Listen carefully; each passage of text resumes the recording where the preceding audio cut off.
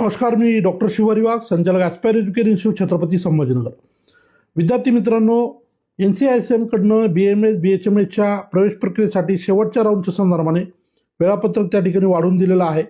23 जानेवारी आता या वर्षीची अंतिम कट ऑफ डेट असणार आहे. तर याच शेड्यूलला विचारात घेऊन UP गव्हर्नमेंटने त्यांचं UP आयुषच्या माध्यमातून BMSचं शेड्यूल त्या ठिकाणी पब्लिश केलेलं आहे.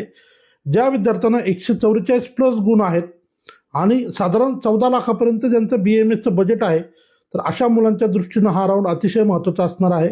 या 144 प्लस गुण असलेल्या विद्यार्थ्यांना UP आयुषच्या काउन्सिलिंग प्रक्रियेत भाग घेता येईल आणि त्या ठिकाणी आपला प्रवेश निश्चित करता येईल.